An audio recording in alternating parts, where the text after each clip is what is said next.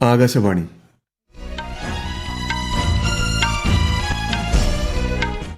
നമസ്കാരം. വാർത്തകൾ വായിക്കുന്നത് നരേന്ദ്രമോഹൻ.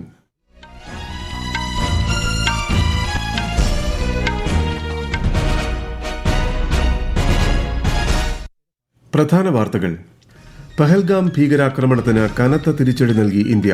ഓപ്പറേഷൻ സിന്ദൂറിന് തുടക്കമിട്ട് കരസേന. പാകിസ്ഥാനിലെ 9 തീവ്രവാദ കേന്ദ്രങ്ങൾ ആക്രമിച്ചു. ഓപ്പറേഷൻ സിന്ദൂർ തത്സമയം നിരീക്ഷിച്ച് പ്രധാനമന്ത്രി നരേന്ദ്രമോദി. പ്രധാനമന്ത്രിയുടെ നേതൃത്വത്തിൽ ഇന്ന് സുരക്ഷാകാര്യ മന്ത്രിസഭാ സമിതി യോഗം. ഇന്ത്യ നടത്തിയ പ്രത്യാക്രമണത്തെ തുടർന്ന് ലേ, ജമ്മു, ശ്രീനഗർ, അമൃത്സർ ഉൾപ്പെടെ വിമാനത്താവളങ്ങൾ അടച്ചു. അതിർത്തി മേഖലയിൽ കർശന ജാഗ്രത. രാജ്യത്തെ സിവിൽ ഡിഫൻസ് തയ്യാറെടുപ്പുകൾ വിലയിരുത്തുന്നതിനായി സംസ്ഥാനങ്ങളിൽ ഇന്ന് മോക്ക് ഡ്രിൽ സംഘടിപ്പിക്കും. കേരളത്തിലെ എല്ലാ ജില്ലകളിലും വൈകുന്നേരം 4 മണിക്ക് മോക്ക് ഡ്രിൽ നടക്കും. പകൽ പൂരത്തോടെ തൃശൂർ പൂരത്തിന് ഇന്ന് സമാപനം. വാനിൽ വിസ്മയങ്ങൾ വിരിയിച്ച് പുലർച്ചെ വെടിക്കെട്ട് നടന്നു. വാർത്തകൾ വിശദമായി. പഹൽഗാം ഭീകരാക്രമണത്തിന് ശക്തമായ തിരിച്ചടി നൽകി ഇന്ത്യ. ഓപ്പറേഷൻ സിന്ദൂറിന് തുടക്കമിട്ട് ഇന്ത്യൻ സേന. പാകിസ്ഥാൻ, പാക് അധീന ജമ്മു കശ്മീർ എന്നിവിടങ്ങളിലെ 9 തീവ്രവാദ കേന്ദ്രങ്ങളിലാണ് ആക്രമണം നടത്തിയത്. ഭീകര കേന്ദ്രങ്ങളെ കൃത്യമായി കേന്ദ്രീകരിച്ചാണ് അർദ്ധരാത്രിയോടെ സേന ആക്രമണം നടത്തിയതെന്ന് പ്രതിരോധ മന്ത്രാലയം അറിയിച്ചു. പാകിസ്ഥാൻ സൈനിക കേന്ദ്രങ്ങൾ ഒന്നും ലക്ഷ്യമിട്ടിട്ടില്ലെന്നും മന്ത്രാലയം വ്യക്തമാക്കി. നീതി നടപ്പാക്കിയതായി ഇന്ത്യൻ കരസേന സമൂഹമാധ്യമത്തിൽ കുറിച്ചു. പഹൽഗാം ആക്രമണം നടന്ന് 15 ദിവസം പിന്നിടുമ്പോഴാണ് ഇന്ത്യയുടെ മറുപടി. 25 ഇന്ത്യക്കാരും ഒരു നേപ്പാളി പൌരനും ഉൾപ്പെടെ 26 പേരാണ് പഹൽഗാം ആക്രമണത്തിൽ കൊല്ലപ്പെട്ടത്. ഓപ്പറേഷൻ സിന്ദൂർ സംബന്ധിച്ച് ഇന്നു രാവിലെ 10 മണിക്ക് വാർത്താ സമ്മേളനമുണ്ടാകുമെന്നും പ്രതിരോധ മന്ത്രാലയം അറിയിച്ചു. ഓപ്പറേഷൻ സിന്ദൂർ പ്രധാനമന്ത്രി നരേന്ദ്രമോദി തത്സമയം നിരീക്ഷിച്ചു. അതേസമയം പ്രധാനമന്ത്രിയുടെ നേതൃത്വത്തിൽ ഇന്ന് സുരക്ഷാകാര്യ മന്ത്രിസഭാ സമിതി യോഗം ചേരും. ഓപ്പറേഷൻ സിന്ദൂറിന് പിന്നാലെ രാജ്യരക്ഷാമന്ത്രി രാജ്നാഥ് സിംഗ്, കേന്ദ്രമന്ത്രിമാരായ മൻസുഖ് മാണ്ഡവ്യ, പീയൂഷ് ഗോയൽ, അശ്വിനി വൈഷ്ണവ്, ജ്യോതിരാദിത്യ സിന്ധ്യ തുടങ്ങിയവർ സമൂഹമാധ്യമങ്ങളിലൂടെ അഭിവാദ്യമർപ്പിച്ചു. ഓപ്പറേഷൻ സിന്ദൂറിന്റെ പശ്ചാത്തലത്തിൽ ഇന്ത്യൻ അതിർത്തി മേഖലകളിൽ കനത്ത ജാഗ്രത. അതിർത്തികളിലെ എല്ലാ വ്യോമ പ്രതിരോധ യൂണിറ്റുകളും സജീവമാക്കിയിട്ടുണ്ടെന്ന് പ്രതിരോധ വൃത്തങ്ങൾ അറിയിച്ചു. പാകിസ്ഥാനിലെയും പാക് അധീന കശ്മീരിലെയും ഭീകര ക്യാമ്പുകളിൽ ഇന്ത്യ നടത്തിയ വ്യോമാക്രമണങ്ങളിൽ പ്രതികരണമറിയിച്ച് US പ്രസിഡന്റ് ഡൊണാൾഡ് ട്രംപ്. ഇരു രാജ്യങ്ങളും തമ്മിലുള്ള സംഘർഷം ഉടൻ അവസാനിക്കുമെന്ന് പ്രതീക്ഷിക്കുന്നതായി അദ്ദേഹം പറഞ്ഞു. We just heard about it just as we were walking in the doors of the Oval. I guess people knew something was going to happen based on a little bit of the past. They've been fighting for a long time. They've been fighting for many, many decades. No, I just hope it ends very quickly. അതേസമയം operation Sindoor ആരംഭിച്ചതിന് പിന്നാലെ ദേശീയ സുരക്ഷാ ഉപദേഷ്ടാവ് Ajit Doval US state secretary Marco റൂബിയോയുമായി സംസാരിച്ചു.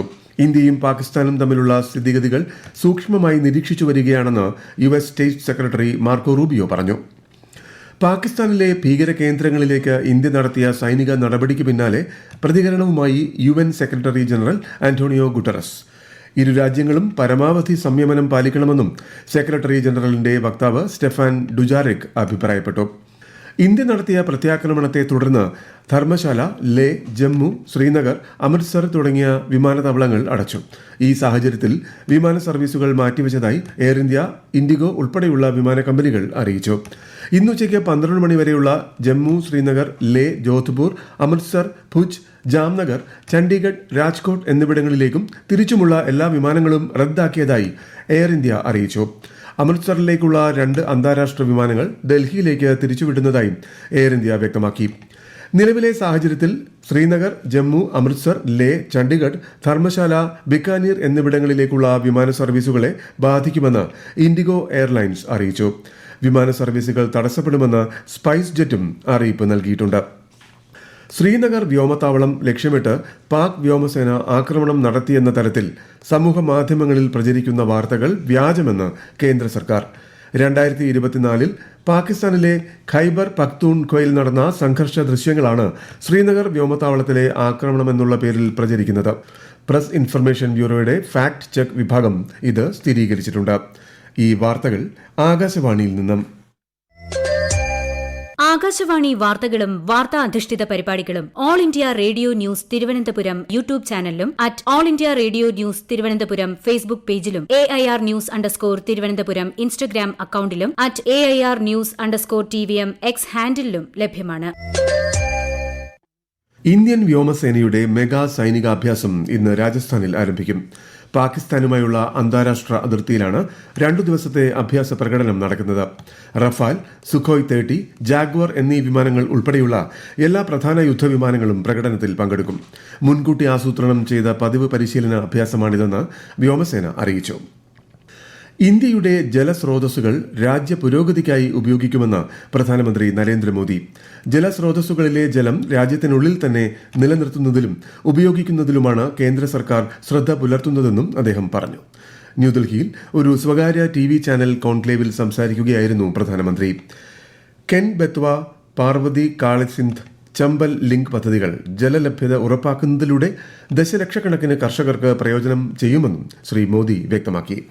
पहले भारत के हक का पानी भी बाहर जा रहा था, अब भारत का पानी भारत के हक में बहेगा, भारत के हक में रुकेगा और भारत के ही काम आएगा. ഇന്ത്യയും UK-യും തമ്മിലുള്ള സ്വതന്ത്ര വ്യാപാര കരാറിനെ പ്രശംസിച്ച പ്രധാനമന്ത്രി UAE, ഓസ്ട്രേലിയ, മൌറീഷ്യസ് എന്നിവയുമായി ഇന്ത്യ വ്യാപാര കരാറുകളിൽ ഒപ്പുവച്ചിട്ടുണ്ടെന്നും പറഞ്ഞു.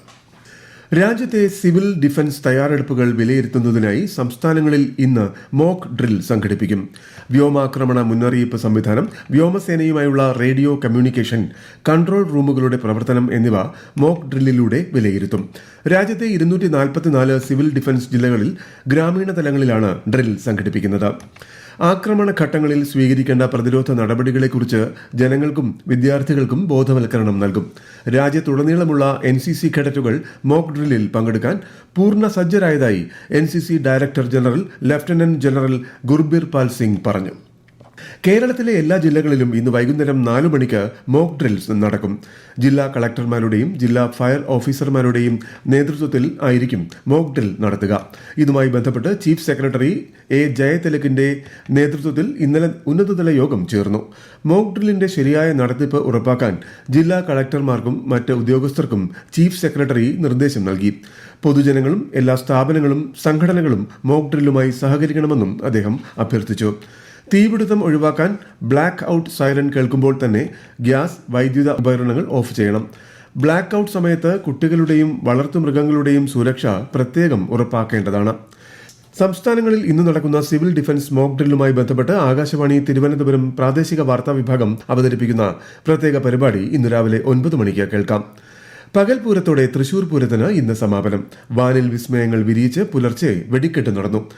ഇരു ഭഗവതിമാരും ഉപചാരം ചൊല്ലി പിരിയുന്നതോടെയാണ് പൂരത്തിന് സമാപനമാകുന്നത്.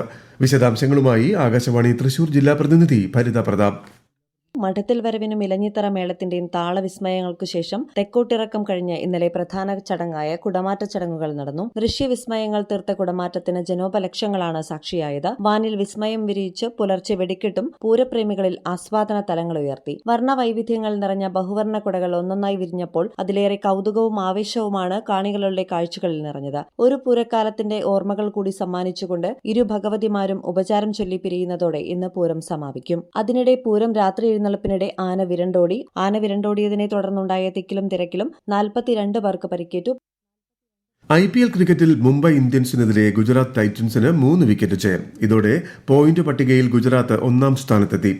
ഇന്ന് നടക്കുന്ന മത്സരത്തിൽ Kolkata night Riders Chennai super കിങ്സിനെ നേരിടും. രാത്രി 7:30 കൊൽക്കത്തയിലെ ഈഡൻ ഗാർഡൻസിലാണ് മത്സരം. ഖേലോ ഇന്ത്യ യൂത്ത് ഗെയിംസ് ബീഹാറിൽ പുരോഗമിക്കുന്നു. നിലവിൽ മെഡൽ പട്ടികയിൽ 6 സ്വർണം ഉൾപ്പെടെ 22 മെഡലുമായി മഹാരാഷ്ട്രയാണ് മുന്നിൽ. 8 മെഡലുമായി രാജസ്ഥാനാണ് 2ാം സ്ഥാനത്ത്. കർണാടകയാണ് 3ാമത്. പൂഞ്ച് രജൌരി മേഖലയിലെ ഭിംബർ പ്രദേശത്ത് പാകിസ്ഥാൻ വെടിനിർത്തൽ കരാർ ലംഘിച്ചതായി ഇന്ത്യൻ സൈന്യം അറിയിച്ചു. സൈന്യം ശക്തമായി തിരിച്ചടിച്ചു. പ്രധാന വാർത്തകൾ വീണ്ടും. പഹൽഗാം ഭീകരാക്രമണത്തിന് കനത്ത തിരിച്ചടി നൽകി ഇന്ത്യ. ഓപ്പറേഷൻ സിന്ദൂറിന് തുടക്കമിട്ട് കരസേന. പാകിസ്ഥാനിലെ 9 തീവ്രവാദ കേന്ദ്രങ്ങൾ ആക്രമിച്ചു. ഓപ്പറേഷൻ സിന്ദൂർ തത്സമയം നിരീക്ഷിച്ച് പ്രധാനമന്ത്രി നരേന്ദ്രമോദി. പ്രധാനമന്ത്രിയുടെ നേതൃത്വത്തിൽ ഇന്ന് സുരക്ഷാകാര്യ മന്ത്രിസഭാ സമിതി യോഗം. ഇന്ത്യ നടത്തിയ പ്രത്യാക്രമണത്തെ തുടർന്ന് ലേ, ജമ്മു, ശ്രീനഗർ, അമൃത്സർ ഉൾപ്പെടെ വിമാനത്താവളങ്ങൾ അടച്ചു. അതിർത്തി മേഖലയിൽ കർശന ജാഗ്രത. രാജ്യത്തെ സിവിൽ ഡിഫൻസ് തയ്യാറെടുപ്പുകൾ വിലയിരുത്തുന്നതിനായി സംസ്ഥാനങ്ങളിൽ ഇന്ന് മോക്ക് ഡ്രിൽ സംഘടിപ്പിക്കും. കേരളത്തിലെ എല്ലാ ജില്ലകളിലും വൈകുന്നേരം 4 മണിക്ക് മോക്ക് ഡ്രിൽ നടക്കും. പകൽപൂരത്തോടെ തൃശൂർ പൂരത്തിന് ഇന്ന് സമാപനം. വാനിൽ വിസ്മയങ്ങൾ വിരിയിച്ച് പുലർച്ചെ വെടിക്കെട്ട് നടന്നു. വാർത്തകൾ കഴിഞ്ഞു.